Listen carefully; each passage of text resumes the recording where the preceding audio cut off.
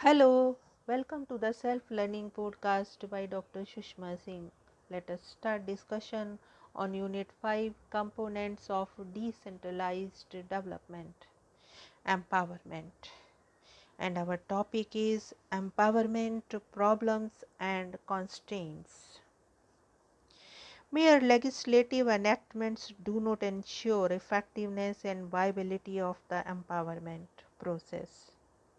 What is more important is their operationalization. The functioning of the new system of PRIs and ULBs reveal the fact that initially there were many complex problems and constraints coming in the way of empowerment of women, SC, ST and OBCs. One of the constraints which was witnessed was that initially the women, SC, ST and OBC were hesitant to come forward and contest the elections. These classes, after all, had been subjected to exploitation for ages and thus could not break the shackle of illiteracy, poverty and tradition overnight. As a result, at the initial stages, the politically powerful made them contest elections for their own political gains.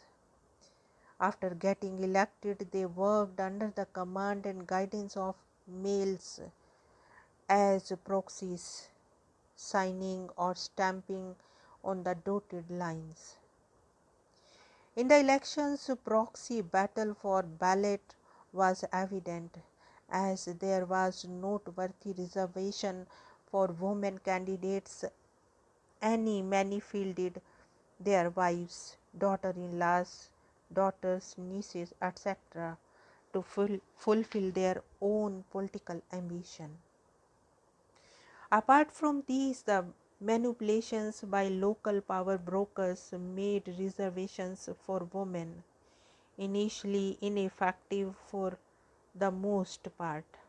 In some of the villages in Haryana, it was observed that the women representatives belonged to the family of the male panchayat leaders.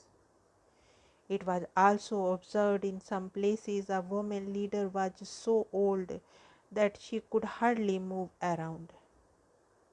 In most cases, the reservation merely strengthened the grip of the ruler city elite. The funds meant for women's welfare were not used for the right purpose because of ignorance on part of women about the functional procedures and their rights, coupled with improper methods of identifying and nominating women panchayats or municipal members. They were not accepted as equals in local bodies by men. The electoral outcome also showed a few instances of violence against women.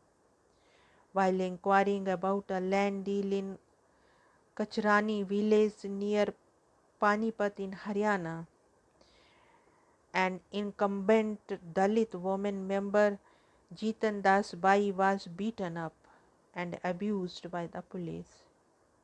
In Madhya Pradesh, in the Harpura village of behind district, both the hands of the woman were broken.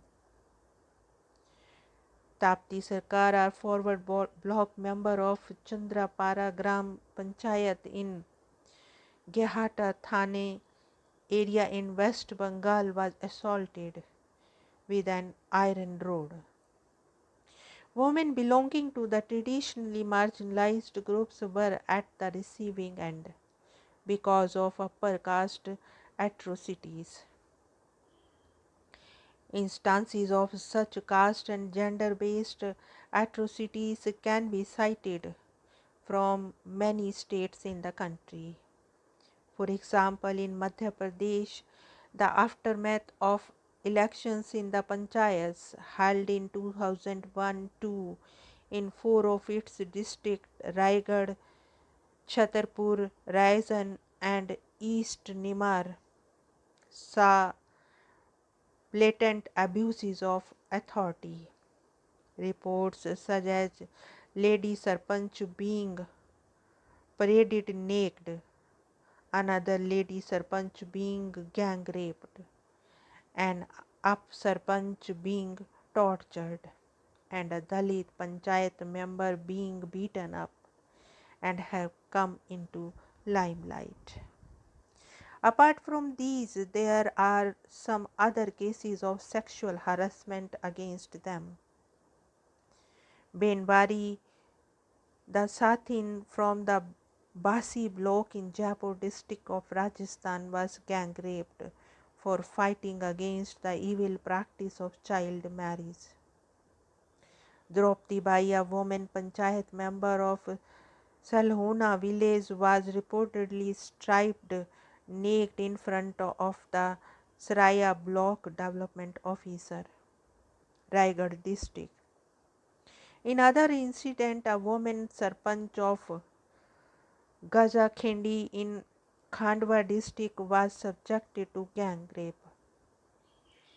In Orissa, an up Sarpanch Basmati Bara Kutra Panchayat of Sundargarh district complained of sexual harassment by the Minister for Panchayats. Another problem coming in the way of empowerment was that women were not permitted to enter the unreserved constituencies. This was revealed by one of the elected women in Andhra Pradesh. She said the quota system for women had become a policy of reservation for men. She further said that beyond the one-third reservation, all other spaces are reserved, that is, held on for and by men. Similarly, women leaders have complained about the roster system for reservation. The Vice President of Jila Panchayat, Tumkur District, Karnataka, whose 5-year term was over, said that 5 years ago I was in the kitchen. Today I am able to chair a meeting and know how to handle administration and the public. Tomorrow I will be back in the kitchen for the rest of my life, because the system devised for reservation, namely the roster, is such that she cannot be renominated into the same constituency. Another major problem was widespread caste clashes witnessed during elections. For example, these clashes were witnessed in many districts of Tamil Nadu during the elections. There were instances of physical assault of Dalit representatives in some cases. This hampered the representation of weaker sections in PRIs and ULBs.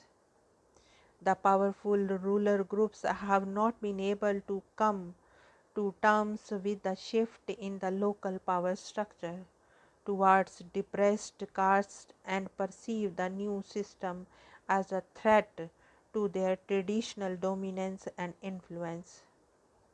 In case of Bihar, it was noticed that although the upper backwards have extended their political support base, the upper castes or traditional elites still retain the substantial part of social and political power at the grassroots level.